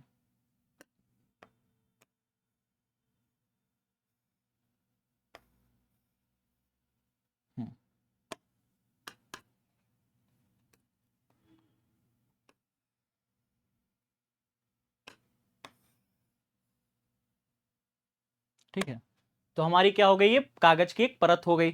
अब इस कागज की परत पर हमने क्या फैला लिया, आवेश। इसको जैसे ही हमने आवेश दिया, इसको जैसे ही हमने क्या दिया, आवेश दिया प्यारे बच्चे, तो आवेश देते ही मान, जैसे इसको आप प्लस क्यू आवेश दोगे, प्लस क्यू आवेश दोगे तो इसके पूरे क्षेत्रफल में ऐसे फैल जाएगा, इसके पूरे क्षेत्रफल पे क्या हो जाएगा, ये आवेश, आवेश ऐसे बराबर से इसके पूरे क्षेत्रफल पे फैल जाएगा। देखा आपने, आवेश पूरे इसके क्षेत्रफल पे फैल गया, जैसे ही आपने इसको क्यू आवेश दिया पूरे क्षेत्रफल पर बराबर से फैल गया। ठीक है, इसीलिए इसमें पृष्ठीय आवेश घनत्व होता है, पृष्ठीय आवेश घनत्व, ठीक है ना, इसमें क्या होगा, पृष्ठीय आवेश घनत्व होगा। तो क्या लिखेंगे, आवेशित अचालक परत के निकट विद्युत क्षेत्र की तीव्रता, तो यहां पे लिखेंगे पृष्ठीय आवेश घनत्व सिग्मा। चलो लिख लेते हैं फटाफट से, माना किसी आवेशित अचालक परत, आवेशित अचालक परत, अचालक परत, माना किसी आवेशित अचालक परत से आर दूरी पर, आर दूरी पर जो तीव्रता होगा ना, वो तीव्रता कितना होगा, आवेशित अचालक परत से r दूरी पर जो तीव्रता निकालना है, तो इससे अगर परत से r दूरी पर अगर तीव्रता निकालना है तो क्या निकालेंगे बताओ। r दूरी पर तीव्रता निकालना है तो क्या निकालेंगे, तो इसका सेंटर ना हो गया, सेंटर से r दूरी पर बिंदु P पर अगर आपको तीव्रता चाहिए, सेंटर से r दूरी पर बिंदु P पर अगर आपको तीव्रता चाहिए तो तीव्रता कैसे निकलेगा बताओ, तीव्रता कैसे निकलेगा बताओ। तो तीव्रता निकालने का तरीका यह है कि हम यहां पे क्या करेंगे, एक बंद पृष्ठ का कल्पना कर लेंगे। क्या कर लेंगे, एक बंद पृष्ठ का कल्पना कर लेंगे। हमने एक बंद पृष्ठ का कल्पना किया, दोनों साइड, वो भी एक साइड नहीं दोनों साइड, क्योंकि अगर फ्लक्स निकलेगा ना प्यारे बच्चे, तो फ्लक्स इधर से भी निकलेगा और फ्लक्स इधर से भी निकलेगा, दोनों साइड से फ्लक्स निकलेगा। तो माना किसी आवेशित अचालक परत से r दूरी पर तीव्रता हेतु ठीक है, एक बंद बेलनाकार पृष्ठ की कल्पना करते हैं। बेलनाकार पृष्ठ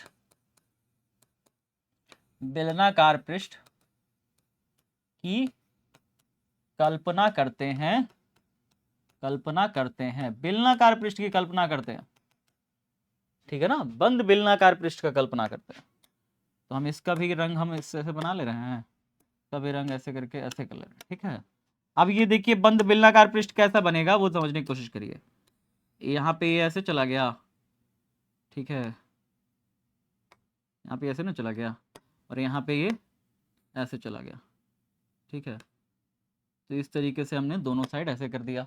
उसके बाद इधर क्या हो गया, इधर ऐसे ना हो गया,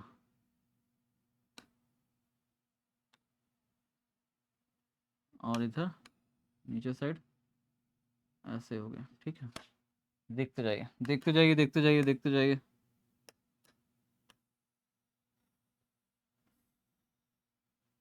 कुछ इस प्रकार से देखो, तो एक बंद बेलनाकार पृष्ठ का आपने कल्पना किया है, इस साइड भी r दूरी पर, इस साइड भी r दूरी पर, बिंदु P है, बिंदु P दोनों साइड आप ले रहे हो, मतलब एक साइड आप P ले लो तो दूसरे साइड आप क्या ले सकते हो, P डैश ले सकते हो। इधर से भी दूरी कितनी है, इधर से भी दूरी r डैश है, चलो r मान लो, दोनों साइड दूरी r है, इधर भी दूरी r है, पृष्ठ से इधर भी दूरी r है। दोनों साइड आपने बेलन की कल्पना करी है, इधर भी बेलन निकल रहा है, इधर भी बेलन निकल रहा है, तो फिर क्या हो जाएगा बताओ, क्या हो जाएगा बताओ फिर। इधर से कितना फ्लक्स निकला, इधर से कितना फ्लक्स निकला, टोटल कुल फ्लक्स निकालेंगे। इधर से कितना फ्लक्स निकला, इधर से कितना फ्लक्स निकला, क्योंकि फ्लक्स दोनों साइड से निकलेगा, बल रेखा इधर से भी निकलेगी, बल रेखा इधर से भी निकलेगी। बात समझे, एक परत है तो परत से बल रेखा इधर भी निकलेगी, इधर भी निकलेगी, दोनों साइड से निकलेगी। तो हम क्या करेंगे, हम करेंगे भैया कल्पना करते हैं, अतः जो ऐसे हम लोग फॉर्मूला लगाएंगे, E vector dot D A vector बराबर कितना हो गया, घेरा गया आवेश बटे में एप्सिलॉन नॉट। यही फॉर्मूला हम लोग लगाते हैं, कहोगे हाँ सर यही फॉर्मूला लगाते हैं। यहाँ पे ये जो ई डी ए है ना, ये दो साइड के लिए लगेगा, एक बार इस साइड के लिए, एक बार इस साइड के लिए, दो अलग अलग साइड के लिए लगेगा, एक बार इस साइड के लिए, एक बार इस साइड के लिए, ठीक है। तो हम यहाँ पे क्या लिखेंगे, एक बार लिखेंगे ई ए एक साइड के लिए, और दूसरे साइड के लिए ई इंटू ए दूसरे साइड के लिए, दोनों साइड फ्लक्स निकलेगा ना, तो ई ए एक साइड फ्लक्स निकलेगा प्लस दूसरे साइड जो फ्लक्स निकलेगा वो भी ई ए, दोनों साइड फ्लक्स को हम क्या करेंगे, जोड़ देंगे। अब ये क्यों है, क्यों क्या है प्यारे बच्चे, क्यों क्या है भैया, यहाँ पे जो पृष्ठीय आवेश घनत्व है, चूंकि यहाँ पे पृष्ठीय आवेश घनत्व बनेगा तो सिग्मा बराबर क्या बनेगा, क्यू अपॉन में ए बनेगा। तो क्यू बराबर कितना हो जाएगा प्यारे बच्चे, ए भागे से उधर गुणा हो गया तो ए इंटू में सिग्मा बनेगा, ए इंटू में सिग्मा बनेगा। तो यहाँ पे क्या बनेगा प्यारे बच्चे, जरा देखो क्या हो जाएगा, क्या हो जाएगा, क्यों की जगह क्या लिखेंगे, ए इंटू में सिग्मा बनेगा बटे में एप्सिलॉन नॉट बनेगा। ई ए मिल करके कितना हो गया, 2 EA बराबर कितना हो गया, ए इंटू में सिग्मा अपॉन में एप्सिलॉन नॉट। ए से ए दोनों साइड कट गया, दो गुणा में है नीचे आया भाग में हो गया, तो ई बराबर कितना हो गया, दो गुणा में नीचे आया भाग में, सिग्मा अपॉन में 2 एप्सिलॉन नॉट, सिग्मा अपॉन में 2 एप्सिलॉन नॉट, ये हो गया प्यारे बच्चे, ये हो गया। देखो कितना प्यारा सा है, कितना प्यारा सा इसका डेरिवेशन है, बहुत प्यारा डेरिवेशन होता है प्यारे बच्चे, ठीक है। चलो आगे बढ़े, आगे बढ़े। समरूप आवेशित गोलीय कोश के कारण विद्युत क्षेत्र की तीव्रता, समरूप आवेशित गोलीय कोष का मतलब क्या है? एक बराबर से आवेशित है गोलीय कोष। गोलीय कोष माने खोखला कोष है, कोष माने खोखा है, ऐसे करके, ऐसे करके। ये कोष माने होता है खोल। खोल जानते हैं?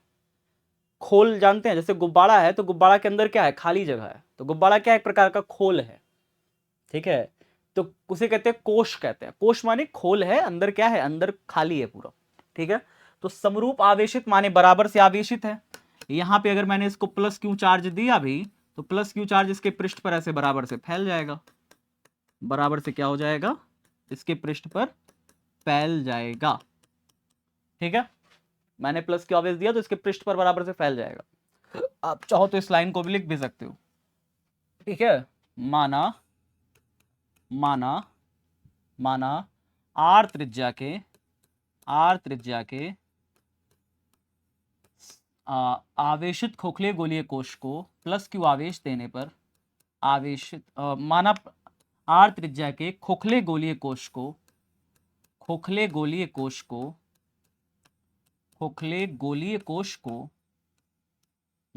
कोष को माना आर त्रिज्या के खोखले गोलीय कोष को, इसकी त्रिज्या कितनी है? इसका सेंटर ये है और इसकी त्रिज्या है आर। इसकी त्रिज्या कितनी है? इसकी त्रिज्या है आर। तो माना आर त्रिज्या के खोखले गोलीय कोष को, ठीक है, प्लस क्यू आवेश देने पर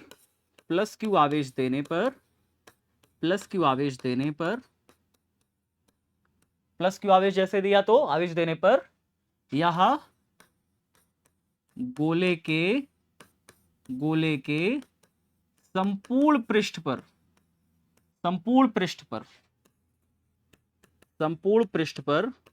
एक समान रूप से फैल जाता है। एक समान रूप से क्या हो जाता है? फैल जाता है। एक समान रूप से फैल जाता है, ठीक है। प्लस क्यू आवेश दिया, एक समान रूप से फैल गया, इसके आर त्रिज्या के गोलीय कोष था, ठीक है, खड़ी पाई। अब इस खोखले गोलीय कोष से आर दूरी पर, स्मॉल आर दूरी पर, जो कि गोले के बाहर है, स्मॉल आर दूरी पर कोई बिंदु पी है, यहां पर वैद्युत क्षेत्र की तीव्रता की गणना करनी है, ठीक है। क्या लिखोगे? कोष के केंद्र से आर दूरी पर गोले के बाहर स्थित बिंदु पी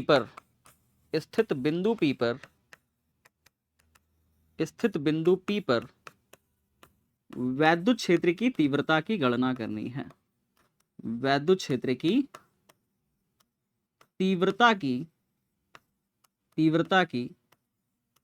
गणना हेतु क्या करनी है भाई? गणना हेतु क्या करना है बताओ? इसके केंद्र से आर दूरी पर बिंदु पी पर मुझे वैद्युत क्षेत्र की तीव्रता की गणना करनी है। गणना हेतु क्या करना है बताओ जल्दी से।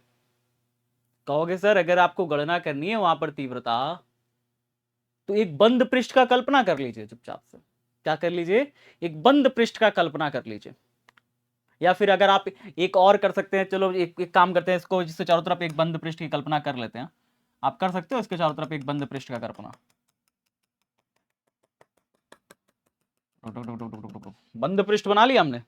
आप कॉपी में बना लेना बंद पृष्ठ, क्योंकि यहाँ पे मैंने लिख डाला हूं ना, तो बंद पृष्ठ बन नहीं पाएगा। कोशिश करें, चलो कोशिश करते हैं, बनाने का कोशिश करते हैं, देखते हैं बन जाए तो सही है।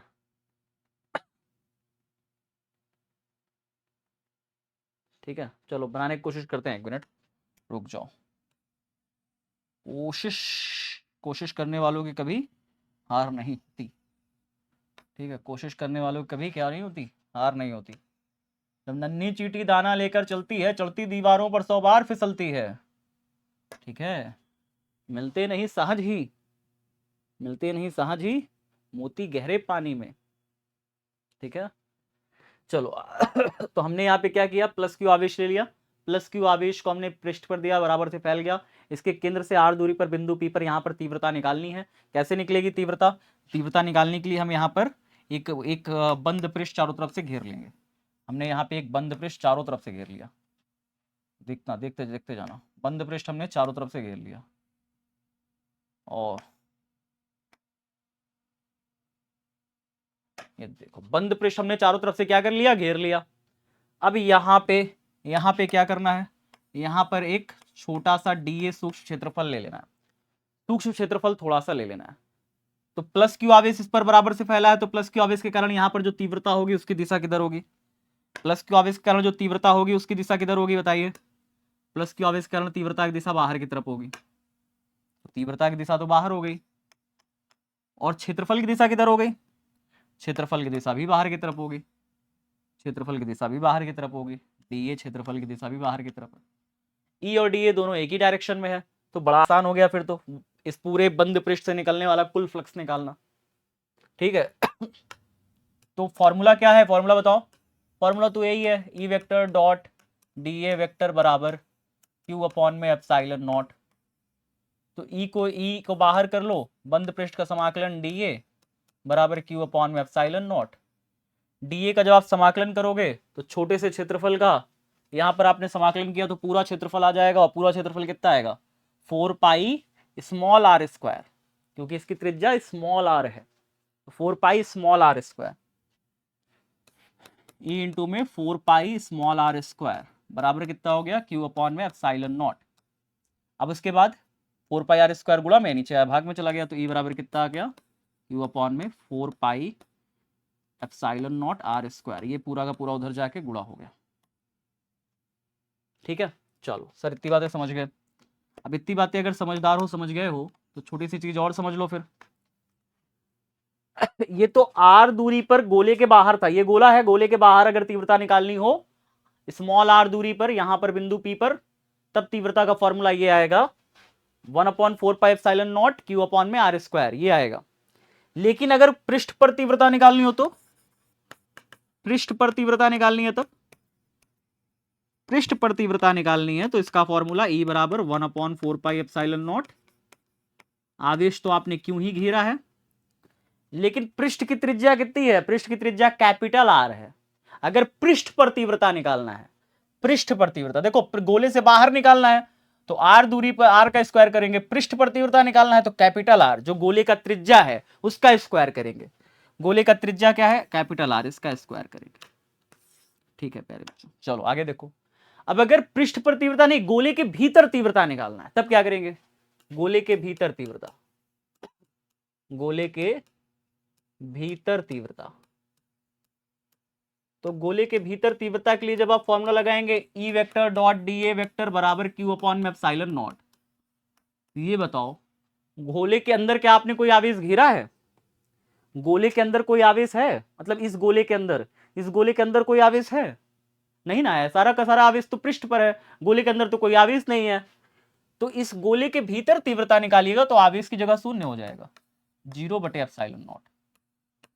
ई वेक्टर तो चुपचाप से बाहर आ जाएगा, ई वेक्टर बाहर आ गया, सॉरी ई बाहर आ गया, और समाकलन डी है। अब 0/एप्सिलॉन नॉट तो 0 हो गया, ई इंटू में डी है। अब ये गुणा में है, नीचे जाएगा भाग में आ जाएगा, तो ई बराबर कुल मिला के कितना आ जाएगा, 0 आ जाएगा। तो पृष्ठ के भीतर तीव्रता कितना होता है, शून्य होता है, गोलीय कोश के अंदर तीव्रता शून्य होता है, पृष्ठ पर तीव्रता गोले की त्रिज्या का वर्ग कर देंगे, पृष्ठ के बाहर तीव्रता निकालना है तो जो दूरी निकालोगे उस दूरी का वर्ग करोगे। सिंपल है, पूरा का पूरा फॉर्मूला है, सिंपल है। तो ये हुआ प्यारे बच्चे चैप्टर 1 का कंप्लीट डेरिवेशन कंप्लीट। इसमें से कोई ना कोई एक डेरिवेशन हर साल जरूर पूछता है बोर्ड परीक्षा में, 5 नंबर का फिक्स है प्यारे बच्चे। तो आपको क्या करना है, सारे डेरिवेशन की प्रैक्टिस अच्छे से करनी है। उम्मीद है कि आपको एक एक डेरिवेशन अच्छे से समझ में आया होगा। अगर कहीं कोई दिक्कत आई, कहीं कुछ समझ में नहीं आया, वीडियो को वहीं पर दोबारा देख लेना, ठीक है। मैं जानता हूं आपको समझ में आ जाएगा, अगर आप साथ साथ मेरे साथ साथ कॉपी पेन में करते चलते हो तो आपको हर एक चीज़ अच्छे से समझ में आ जाएगी। तो कॉपी में सारा नोट कर लेना और रिवाइज करते चलना प्यारे बच्चे, रिविजन बहुत ज़रूरी है। मिलते हैं प्यारे बच्चे इसी प्रकार से आप सभी के साथ अगली वीडियो में। तब तक सभी साथी खूब अपना ख्याल रखिए, हंसते रहिए, मुस्कुराते रहिए, पढ़ते रहिए, जीतते रहिए अपनी नई नई रोज रोज लड़ाइयाँ। मिलता हूँ प्यारे बच्चे आप सभी से अगली कक्षा में, तब तक सभी साथी अपना खूब ख्याल रखिए। Love you everyone, bye bye, take care, जय हिंद, जय भारत।